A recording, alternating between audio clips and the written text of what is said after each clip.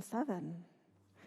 So, hi everyone. I hope you all had a wonderful weekend. It was a good weekend for me.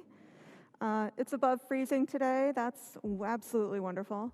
I have a couple of announcements, actually, related to the class before we get going. So I did want to remind you, the TAs asked me to remind you all to, take whatever precautions you take, to continue doing that with regards to COVID-19. We have been getting a lot of emails from people who have been getting sick. So I feel like it's my, duty to let you know that fact, that people around you are possibly getting sick. With regard to COVID-19, I just wanted to remind you all that there are booster shots available on campus now. That's an announcement coming from UW in the recent week. So also this week, I wanted to let you know that if you're in Ash Armenta's discussion sections today, Ash is taking a sick day. And we certainly recognize their right to do so. So everyone who's in the Thursday and Friday sections and the Tuesday section next week, I wanted to make something known to you, and that is that we are, the TAs have gotten together and they have decided that they are no longer requiring you to attend discussion in person. They are going to open up a Zoom channel, so if you want to check in with them on Zoom, you can do that. That is something that you'll just have to use your own discretion about. They will be taking attendance every day, so you do need to, not every class day, of course, so you do need to check in either in person on Zoom every discussion day, and use the opportunity to ask knowledgeable people that have, opinions about your work and can assist you with your assignments. So the other thing that I wanted to just kind of give a casual reminder to any people who have McBurney accommodations that are planning on using them during the course of the semester, if you haven't already gotten in touch with me and scheduled an email with me, it would be good to do that with your best haste. It's always preferable to have those meetings at the beginning of the semester. So please, if we haven't already met or I haven't already gotten an email from you, it would be good to get one. Okay, that was a lot of announcements, more than usual. So before we kind of move into Photoshop, does anyone have any questions? Anybody? Anybody? Anybody? Okay. All right. So as promised, today we are going to be getting into Photoshop. Dun, dun, dun. And I have a couple of reference items here for you. These are just notes on what we cover in the first stages of the Photoshop demonstrations. There's also a list of short keys here for you. We're also kind of introducing our first full-scale assignment, and that is the throwback collage. So if I check in with this assignment right now, you can see, and I'm just going to put a little emphasis on this, you need to turn in 2. How many? 2. How many? 2 full-color compositions done in Photoshop. And then we give you guidelines for them. A lot of questions I get about the fact that there are 2 compositions. Can they be made from similar material? Yes. Can they be completely different? Yes. Can they be maybe small variations on each other? Like maybe one has a cat up here and maybe one has a cat down here? Sure.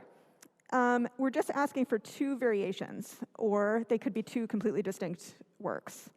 The idea is to just make you take part in that process of creating a variation or creating more than one file. So we have a scale reference for this, and the scale reference is, or the size requirement, maybe you could call it. That is 8.5 by 11 at 300 ppi. Why is it 8.5 by 11? Anybody? Yeah. Exactly. You can buy the paper at the store. So yeah, it's a standard size for letter paper. If you were to maybe have a photo printer in your house or something like that, this would be a standard size kind of photo paper that you could buy. And 300 ppi is basically in pixels per inch. 300 is sort of the bottom of what I would consider print quality. Quick question, why am I using the bottom and not the top? Because everyone might not have a fancy laptop, and why would I make people generate more pixels than they have to? Just so you know, it's kind of the office quality for photo printing, not maybe like fancy, I'm going to hang this in a museum quality. So we're going to be working in RGB color mode. All of this stuff is stuff that we'll set up in Photoshop when we crack open Photoshop. Also, you may notice that there's this naming convention that we have right there. Basically, we would like to put your name inside the file name. Now, if you're really smart and you're prone to argue with me, you would say, oh, but Meg, Canvas puts my name in the window with my file. And I say, yes, the reason I am having you put your name in this file is so that if I use it later as an example for other students, I can give you credit if you wish. And we'll talk about that at some point in the future.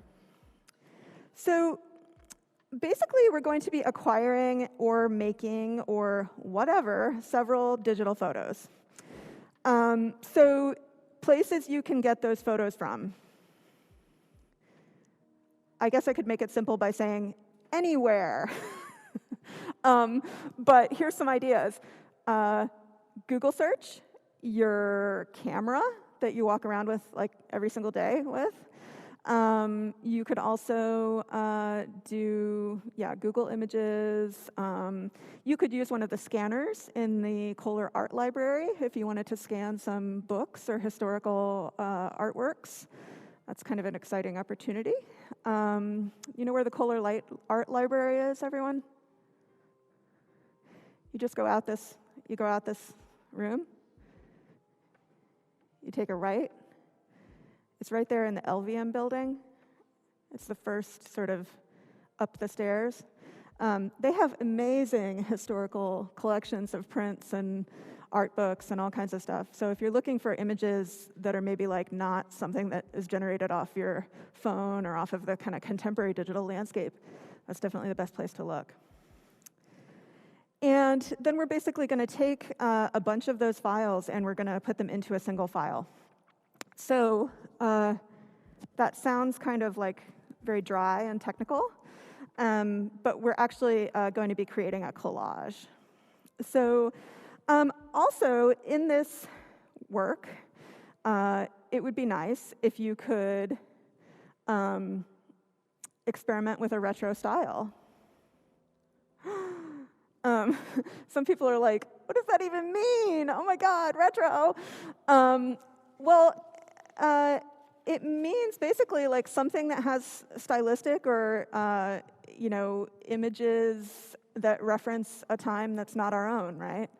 So I always get asked the question every semester, what constitutes retro? And I am going to leave that pretty much completely up to you. You might want to talk to your TAs about it. They might have their own opinions. I think if you want to say that 2018 was so retro, that is totally fine with me. In doing that, you might want to maybe take a minute to reflect on what makes 2018 so retro. Like maybe it's pre-pandemic, or maybe it's I don't know. Like I don't really know anything about contemporary pop culture, so I'm gonna just fall down face down in the mud right here. But basically what I'm saying is just kind of think about why. A more obvious example is going back further in time. Maybe to the early computer art era, maybe to even ahead of that, going back to like the 1980s or 90s and some of the visual culture there. Things that you can kind of reference that instantly make something look retro. Technology. Why? Because technology ages so quickly. So if you reference technology from the 90s, it's definitely going to look like technology from the 90s. It's not going to look like technology from today. So it kind of instantly sucks somebody back into that time period. Anyway, we can talk about that a little bit more. One thing that we're looking for a few things when we grade. You can see the rubric right here. But one of the things that we're looking at when we talk about craft is this idea of balance, harmony, and rhythm. And I think the TAs are going to spend some time talking to you about that. But I'll also spend some time kind of addressing it in our demos that are coming up here. OK, so, and it doesn't say this, but I'll editorialize by saying that the most important part here, by the way, is to actually try to have fun while you're doing it. Try to take some enjoyment in the process and not make it something to sort of stress out about. I think that we can say, as I start up Photoshop, I think we can say that perfection, that's not Photoshop. I think we can say that perfection is definitely something that's not really useful in a lot of different fields. I think that in art, it might actually be the least useful. Because sort of sticking with something that is perfect really creates like a boring work of art, number one. Number two, it makes you crazy. That's a strike against it.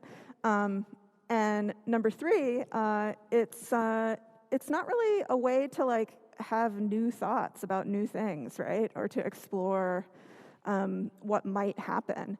And that idea of exploring what might happen, that's actually where the creativity happens. And that's where some people would maybe say the art happens. So I just started up Photoshop, and I get this you might get another startup screen, and you can just click through it. This is the startup screen that I get. And you can see I already have a custom artboard set up here, because I may have done this assignment more than once. If I were you, I would probably go to the print preset, and you should find the letter preset over here, right here in the print preset. Why?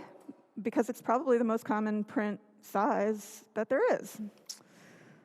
It's basically just letter size paper.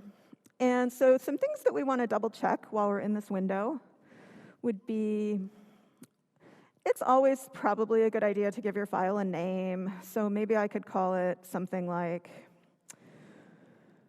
my stupid collage. And I think I'm going to do it in portrait mode. Feel free to click this box and make it 11 by 8.5. Just because I specified it 8.5 by 11 doesn't mean that you can't flip the dimensions and make it landscape. You'd be surprised how many questions I get about that every semester. I should probably just write it into the assignment that it's OK to do it in landscape. And here you can see our background contents are set to white. This resolution is set to 300. That's in PPI. That's correct. You may see, as you look around on the internet, a reference to DPI, or dots per inch. DPI usually refers to the resolution of a printer. And PPI usually refers to the resolution of something that is, being kind of manipulated in software on your screen. So also we have the sort of option of doing 8-bit, 16-bit, or 32-bit. I think it would be fine to put it in 16-bit, although not necessary. You can leave it in 8-bit if you like. Putting it into 32-bit is sort of like a gourmet sort of thing. And we're not really going for like high sort of digital photographer gourmet here. We're going for will work for most people. So I'm going to go ahead and shift it into 16-bit. And this stuff is just fine. I pretty much never change the pixel aspect ratio unless I'm working in video. And we're not doing that. So now I can just hit create. Awesome. So a couple of things I want to just manipulate in my workspace. It looks like I have the timeline palette on. So all of these different parts of your workspace can be kind of manipulated and turned around. Usually, if you're new to Adobe, probably the best thing to do is for me just to show you how to reset your workspace, because I use Photoshop all the time, so I have it kind of set up the way I want it right now. So if you go to Window Workspace and select Essentials, and in this case, because I need to reset mine, I'm going to reset Essentials, but you want to check and make sure that Essentials is set up. If you have one of these other options clicked, you're going to have a very different set of tools, and basically everything's going to be different, and you're not going to be able to sort of like follow along with my demos, which is kind of important. So do make sure that you're using the Essentials workspace, or that you have sufficient knowledge of Photoshop to kind of deal with it. Okay, so now I have the workspace sort of set up the way we like it, and I can still make some adjustments as I use it. I also have a blank sort of page. Now, we're talking about resolution, so let's talk about resolution a little bit. We're going to have a brief conversation about resolution and how it works. So I'm going to go ahead and go to my brush tool, and I'm going to make a very not so exciting image. I'm going to select black paint down here, or select it in here because I clicked it. And let's see. There we go. Oh, hello. This is like art class. And before you judge me, I am using a trackpad, so like have a heart.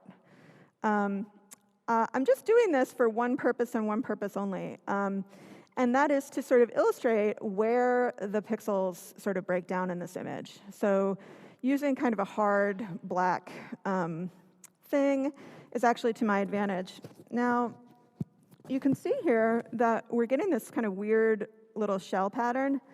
That's actually coming from the speed that I have the brush set at. So it's kind of stamping the circle instead of doing it fluidly. So that's something that you could fix in the sort of brush parameters. Doesn't really matter for this, though. I'm going to go ahead and zoom in even more. And you can see here at 300 dpi, I can definitely get into the point where I see pixels. But from any kind of reasonable viewing distance, it looks pretty crisp and sharp, right? So great. Now, this one's, there you go. OK, so now if I were to go to my image and select image size under the image menu, this is sort of a way for me to globally resize my image. And you can see here that it's giving us the pixel size of the image. Which, by the way, how would we figure that out? Like, let's say we didn't have wonderful software to do it for us. We would go to our calculator, and we would say, what is 8.5 times 300? Oh, 2550. There it is. And there it is. So that's 2,550 pixels. Okay? I'm going to go ahead and switch this back into inches for now. I'm going to lower the resolution. I'm going to lower the resolution pretty drastically. I'm going to lower it to like 72 dpi. And you can see that lowers our pixel size to 612 versus 792. It also lowers the file size of our image drastically. So you can see here that the image size now, with this reduced pixel size, is 2 megabytes, well, 3 megabytes, let's say, rounding up. And before, it was 48.2 megabytes. Are either of those file sizes that you should be concerned about? Probably not. But if you have maybe like 500,000 copies of this 48 megabyte file, like you would in a video or an animation, you would definitely care about it. So let's go ahead and confirm this change, and we can kind of investigate this image. And here, I think what you're going to see is you're going to see things really start to break down considerably. Now, you can see what happened. It looks like Photoshop actually tried its very, very best to not make it too terrible. So if I go in here to Window, by the way, Window is where you can access all of these sort of palettes or special functions. We can kind of come back in here and look at it in its former state and be like, oh, yeah, it's definitely way worse. There's no question about that. It's way grimier, more pixelated. That would be an accurate way of saying it. So I want to show you a sort of special box in that image size function. We're back on the big image now. So if I just zoom out, and by the way, Photoshop is pretty good about using the multi-touch function on your trackpad in the same way that you would navigate like a web browser or whatever. It's just the pinch works. So if you pinch it, you can zoom in and out. Let's go ahead and go to this image size function. And you can notice here that this box is checked that says resample. Well, if I switch this to 72, you can see that resample is set to automatic here. I could use like a worse form of resample. Like, let's try bilinear. This is probably one of the more primitive algorithms.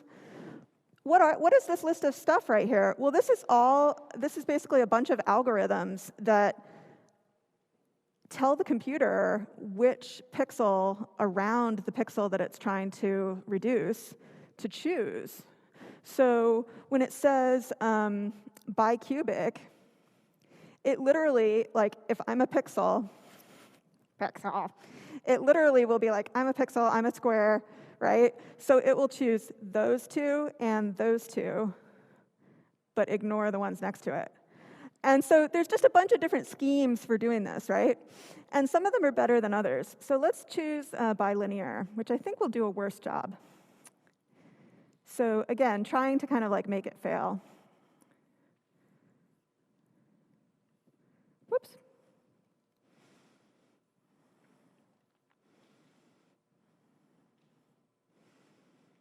Yeah, not great still. Is it better or worse? I don't know. It's still just pretty much just not great. Now, so we're reducing quality right now, and you can see that you lose a certain amount of quality when you reduce quality, but not really that much, right? Because you're actually just making it small. You're making it smaller, so it's able to kind of resample pretty well. Let's take the same scenario. Let's take our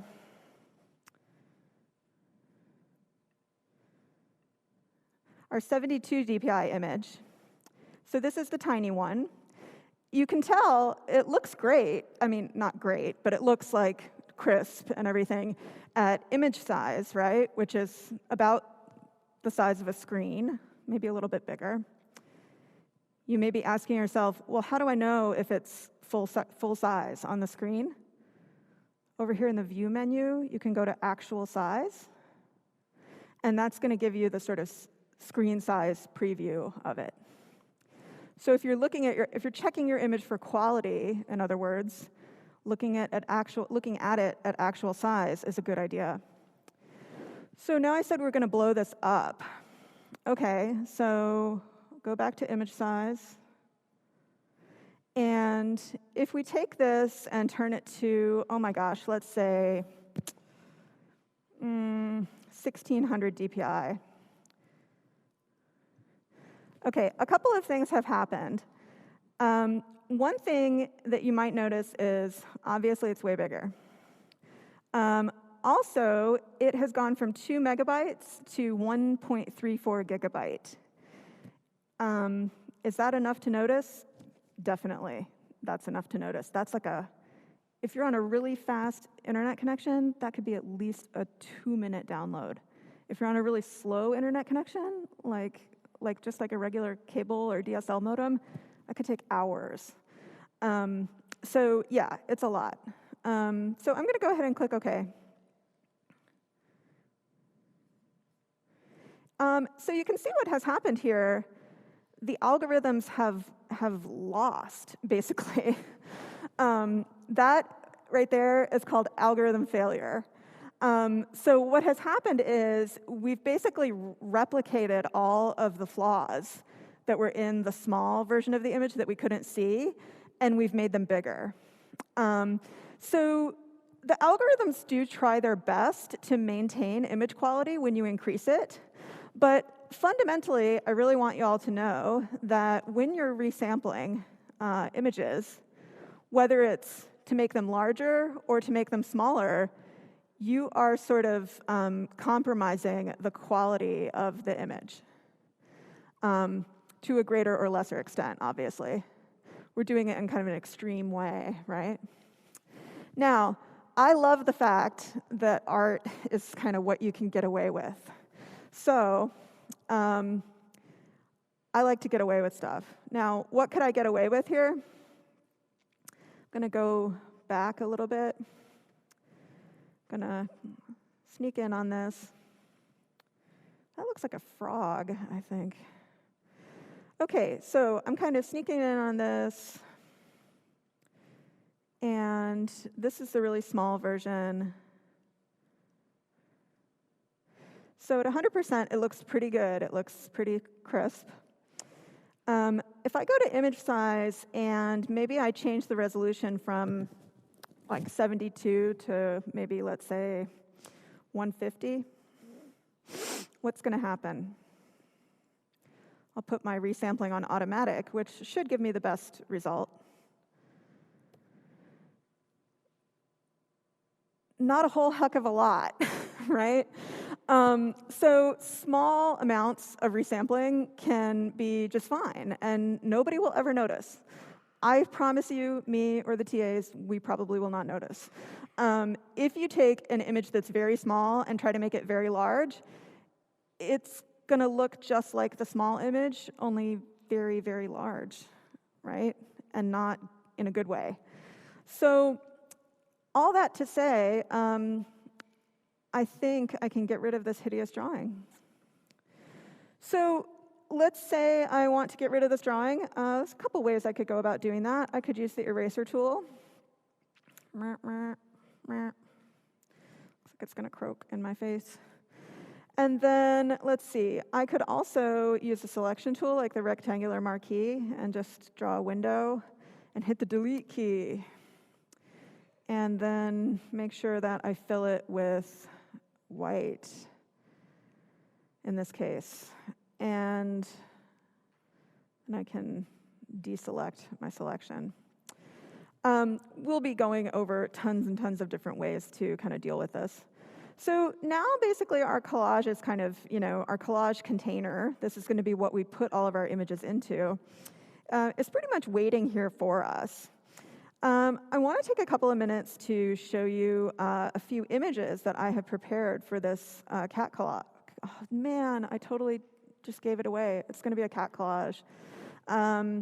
I spent my weekend kind of working with my new workstation, and so I made these particle systems of cats, which were like super fun and exciting, and it rendered like 1,000 cats instantly. It's exciting. And so basically what I did was I just took a split frame or a still frame as a JPEG from one of these animations. And I thought we could work with that, just mostly because I thought it would be fun. So yeah, no, apparently I've been doing a lot of that. So as promised, I have this still frame from that image. And you can see here that the image is 1920 by 1080. That's a standard HD video, right? It's just kind of working in that mode for putting stuff up on Vimeo. And you may also notice here that this composition is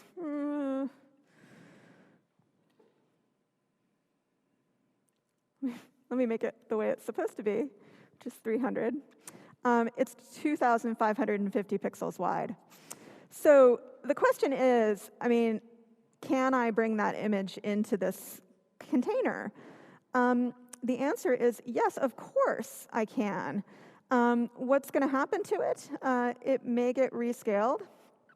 So let me show you what it looks like when I just drag it straight in from the Finder. Hello. There we go. OK, so it looks like Photoshop has made some assumptions about what I want. So it scaled it to be the width of the image. So what just happened? It resampled my image. It made it a little bit bigger. Is that OK? I don't know. I think it's fine. I mean, I kind of wanted it to stretch across the image anyway. It's definitely in that category of like a small enough amount of resampling that, what did I say? Nobody will ever notice. So I'm going to go ahead and just accept this. And that's my sort of button right there to click a check when you're importing images.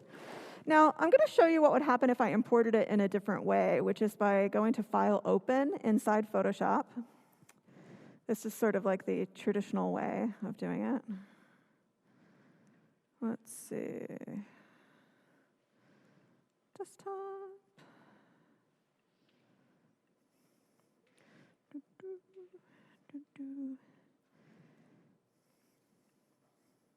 OK, so my other option here is to take the background layer, this background layer right here, and I'm going to kind of drag it into the top of the tab there.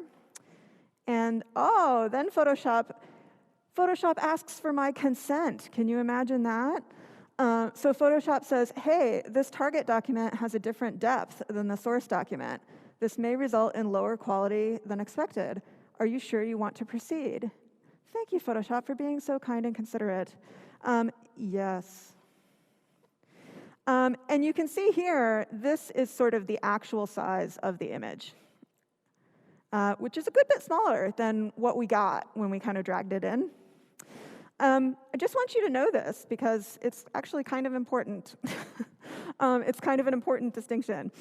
Does it really matter? Again, it doesn't matter if we're talking about a sort of small difference here, relatively small, like it's not doubling in size, it's not tripling in size, it's not quadrupling in size. It's maybe like a third. It's getting a third added to it. If you're in a situation where you're putting in something that's much smaller than the canvas and it enlarges it, that might not be a good scenario. So if you want to be safe, probably the best way to do it is to actually open it up in Photoshop and drag it in. And there's some other good qualities to doing it that way. For example, if you do any work on it in Photoshop by itself, like masking it or anything like that, when you drag it from the layer, it will actually retain all of that information. So yeah, dragging it from the Finder versus dragging it from an open Photoshop document, two different experiences. You can also see that there's something going on with these two instances of this file here. Like, one is the one that we drug in from the Finder has this like weird sort of icon on it that looks like a page. again, without my consent. That's Photoshop trying to ask me if I want to make it a smart object. Totally, I do not. There's no reason for it to be a smart object. So one thing that we have kind of an extra piece of work that we have to do to this image that was dragged in from the Finder, and that is that we need to convert it to layers. Do I want to retain transformations? Okay, yeah. And so now these two images are basically on a level playing field, and they can be treated equally. If something is a smart object in Photoshop, there's a lot of functions in Photoshop that the software just won't let you do. Okay, so we have some other images. Let's see what they are. We'll do kind of a preview here. I've got this image of a roof from a greenhouse in Scotland. I've got this screenshot of a kind of weird alien object. I have ye old vulture. I have a horseshoe, and I have a couple of ferns. And so I think I'll focus on the cat image for the rest of our 9 minutes together. When we get together again on Thursday, we'll start addressing some of these other images, and we'll start really combining them into a collage. So I think I'm going to go ahead and put layer 1 in the trash, because I'm kind of okay with this being a little bit bigger. Probably the first thing I would like to do with this image, even though I'm kind of in love with the hot pink color, I would very much like to take this image and remove it from the background. So you may think that one way to do that would be by getting in here and kind of selecting all these wonderful cats. Hello. Let's do that. Let's select a cat. Oops, that's the magic wand tool. Actually, what I wanted was the object selection tool. So there we go. It's taking its time to think about it.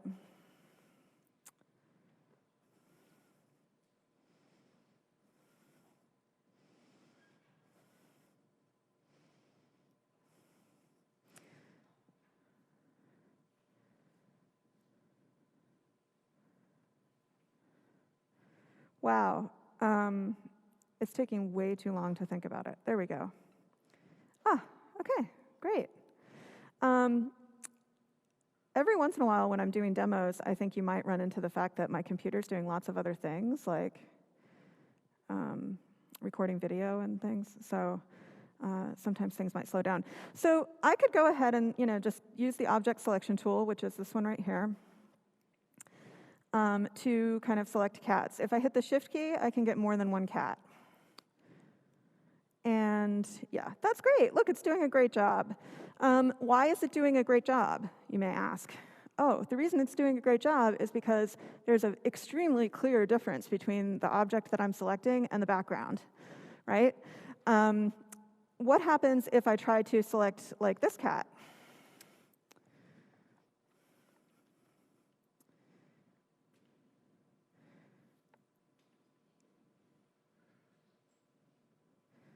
It's like, no, I'm not even going to recognize that as an object. See how it's not allowing me the option of sort of selecting these? That's because they're basically too compromised by other objects around them. So it's not, the algorithms are not sort of recognizing them as objects. Of course, here I can select this part of the cat, which, like, usefully doesn't recognize. The algorithm isn't smart enough to know that a cat has 4 feet, right? So here I'm getting this, like, tripod cat. And anyway, I guess the point that I'm trying to prove is that there's a couple of selection tools in Photoshop that are so-called intelligent selection tools. And I guess I would argue, yeah, they're intelligent, like, to a point. This idea of computer vision or, image analysis is actually an area of computer science that people still do better at image recognition and knowing what parts of an image are actually a cat. So hey, go for that. So The object selection tool is one of these tools. The quick selection tool is another so-called intelligent selection tool. And then there's the magic wand tool. I actually prefer the magic wand tool because I know what I'm getting. And so if I select the magic wand tool here in Catland, I can, oh, that's not so great. If I hit the shift key, I can add to it. Yeah, I would get there eventually, right? It's kind of labor intensive, a lot of clicking. But I would definitely get there eventually. We'll talk about the magic wand tool a lot more, probably on Thursday. But you can see you can get kind of a decent result, especially when you can do things like starting to bring in this little straggly foot right here. The so-called intelligent tools are not really going to offer you that option. So still, if I use the magic wand tool, this is nightmare level complexity, right? Which, by the way, if you ever look closely at things in reality, a lot of things are nightmare level complexity. Trees, hair, fur. There's a lot of objects that are extremely difficult to select in Photoshop. This, however, is not one of them. And the reason that it's not difficult is because in this case, we're trying to select the cats, right? The cats are really hard to select. They have a tonal detail, right? They have differences between dark and light. And it looks like this selection tool, if I just demonstrate again, it looks like it really likes to sort of select based on brightness. Oh, see, it didn't select that bit in the middle because it's a different shade. So the thing to do here is to quit banging my head against the wall, trying to select the cats, and select the background. Oh, look at that. Why did it do so well? It did so well because the magic wand tool basically has one set of instructions.